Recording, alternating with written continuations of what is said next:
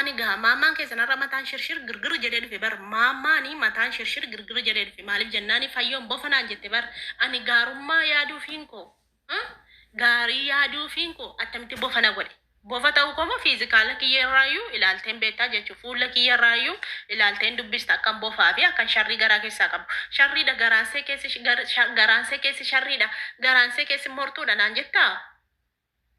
Ani bakka kudhositee hin deemini siin jechuun koo hamaatti maaliif jijjiirame? Kanaan ammaan booddetti an dubartii hamtuudha bakka dhiisa. Hamtuuma ta'e jiraadha bakka.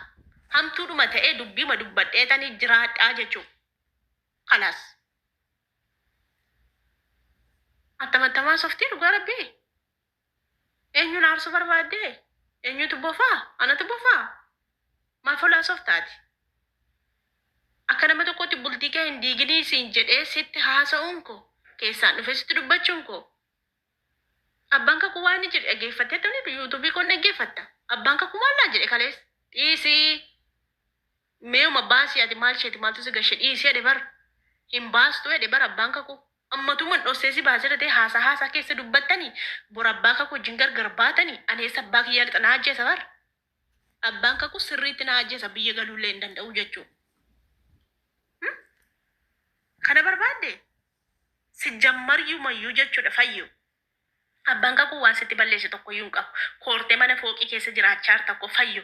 Ammatu rakkina maallaqaa qabaatte, ammatu rakkina birrii qabaatte jechuudha. Fiizikaaluma keerratti iyyuu mul'ata. Deebi'ees immoo mana taraa nagarii mana doqqeetti galtaa jechuudha. Mana doqqee kiraayii fudhatteetu taraa 500 600 mana fudhatteetu teessaa jechuudha. Ati garuu fooqii irratti galta koo fooqii sadaffaa irratti galta fayyu. Akka biyya rabaatti jiraachaa jirta galata dhowwatin abbaa kakuu galata hin dhowwatini galata hin dhowwatiniiti kabajaanii wajjin jiraadhu. Ana ammoo bofanaan jettee nan arrabsin ani qulqullummaa makoo garaa keessa waan keewwanneefini ba'ee dubbadhee ba'ee haasa'ee jechuudha. Warri hubatan hin hubatu warri sammuu qabu. Warroota sammuu hin qabne sammuun isaanii walitti alba'e mukayyii fi walitti albaasetu waan aanneeffatee dubbachuun beeku malee tokko hinuma beekaa jechuudha. Eshi immoo haa ta'u ergi kana hundaa yaadde. Maaltu fiigichatti si geesse heerumatti si geesse? Maaltu si kaachisee si gashe? Lafa bitattee? Mana ijaarrattee? Meeshaatti galfattee? Birrii waan ittiin hojii uummattu immoo walitti harkatti qabattee? Yoo suuqii banatte ta'es, yoo baajaajii bitte ta'es, yoo makiinaa waan fedhe yoo goote walitti qabattee kakawu hin galtu? Ati daa'ima, ati ijoolleedha. Mee maaltu fiissisee si gashee si heerumsiise? Darba qaba. Obsi kana xumurannaa karoora kana qabnaa hin jettuuni maaltu si galche maaltu si kaachisee si gashe? Jammaruma maaltu si gaachisee si gashe biyya rabaati? Ndalagattu waggaa 2 galta akka daa'ima dhaltee biyyatti gattee dhufte waggaa 2 maal gochi waggaa 2 galtaati? Nutummaanuu warri daa'ima dhiisnee dhufne kun akka quruphee utuu dhimma daa'imaa qabaannu birriif jenne daa'ima akka qurupheedha bakka manatti maamaatti dhop goonee gannee dhufne birriif bar. Sila amma yoonas daa'ima 3-4 qabaan sila. Amma akka qurupheedha tokkitti gad darbadhee dhufe galee mana ijaarradhe lafa bitadhe jalqaba mana ijaarradhe meeshaa galfadhe amma immoo birrii koo keechaa jira jechuudha. Keeddee gaafa karoora konaa guuttu galee san karoorfadhe sana siin godhuuf jechuudha. Akkasiin gootu maa galchate daa'ima ijoolleedha. Maa fiddee galte? Darban qabdee otoo ijoolleedha akkuma argitu. Waaltaa waggaa 3, waggaa 4, waggaa 5 walitti aansitee hojjette. Amma immoo maa gabbaatee boossaree maa boossa? Akkuma kanaan dura sitti hojjetee guute mati mana keessa teesse yuutuubii hamma yuutuubii ishee birrii tokko saantima 2-3 nama kaffaltu ishee biyuu gattu qani obees yuutuubii fayyoodha biyuu guddaan ilaalame gaa maallaqa nyaatti maallaqa guddaa kan si nyaachisaa jiru kan mana sana sadarkaa sanaan ga'e xinnummaa isaatii kaanee beenna mana kee xinnummaa isaatii kaanee yerootti kaartaa pilaanii itti baaftee ka'eetani beekaa jechuun sin hordofa waan ta'eef. Kan hojjete asiin ga'e abbaa kakuuti abbaan kakuu hojii guddaa hojjeta. Utuu hojii guddaa hojjechuu baatee fooqi irratti si gashaa. Galata nawwatin wallaa abbaa mana akka kanaayyuu argattu. Inni immoo aaree jennaan si hin deebi'u. Si kadhate bashannansiisee si jiraachisaa. Jaartii koo bareedduu koo haadha manaa hangafaa koo waa hunda koo siin jedheetu haadha ijoollee kootii siin jedheetu wallahi ganama ba'ee hojii bareedaa hojjete kunoo diimina si nyaachisa foon si nyaachisa qaywaxii si nyaachisa bargarii si nyaachisa maalaadhoo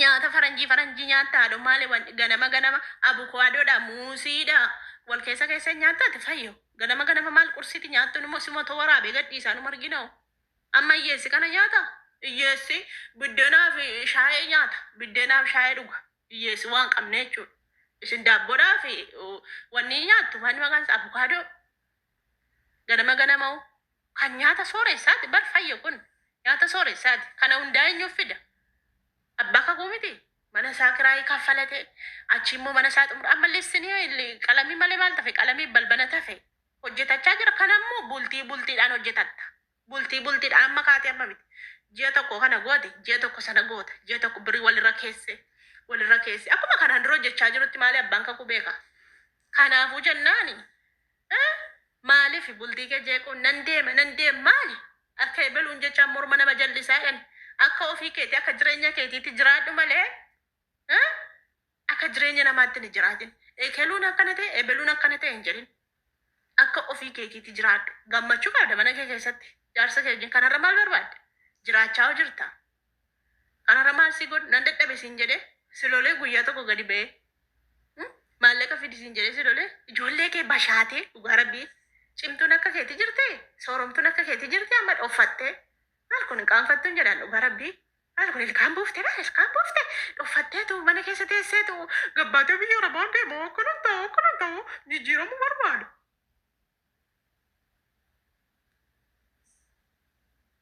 Shaqaala ta'uu barbaadde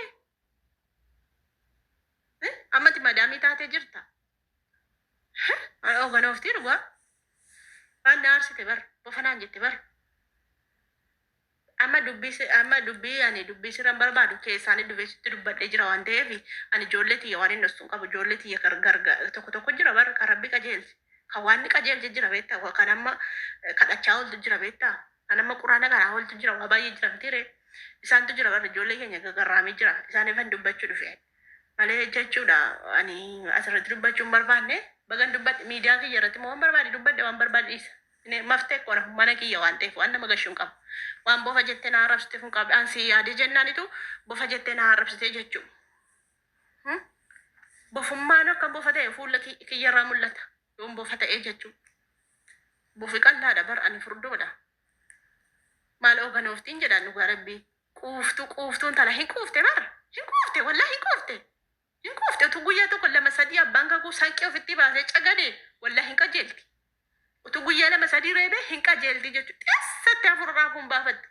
maal isheen matara baate reebuun jedhanii sodaataa hidhaata abbaan kakuu kunii sobee kaameeraa fi lefiititti bookkisaa laala sodaataa abbaan kakuu reebimee guyyaa tokko laxallaximee anatu siin jedhe laxallax iddootti sii galte siin jettu lammatallee maqaa biyyaa bahuun dubbattu laxallaxi guyyaa tokko ofitti baase maal nuyyuu jaarsi kiyya lama anan booskiidhaan nadhee kana na foncoleera iddoo meeqa jaarsi kiyya nama deesseera reebi hin qajeelte anu erga siin qajeele reebatti dhugaa yooti reebdi sii qajeelte dubartiin qaxaqqaxa afuuftuu kana maanni biyyarra otooti nyaachiftu obaaftu magaalata si dhowwatti galataa dhabdu ammallee maashiniin kun hin jedha wanti konkaan kun na dhageessi laata amma dhumaatti dhaggeeffatti biyya na ajjeesuun seen oolu uummata fayyoo jedhaatii fi isheenii konkaa dhugaanis nama waa yaadne nama waa isaabuu hin beekne jechuudha biyyeen isin nyaatu waan jedhe hamaadha biyyeen isin nyaatu uummata koomentii si jala.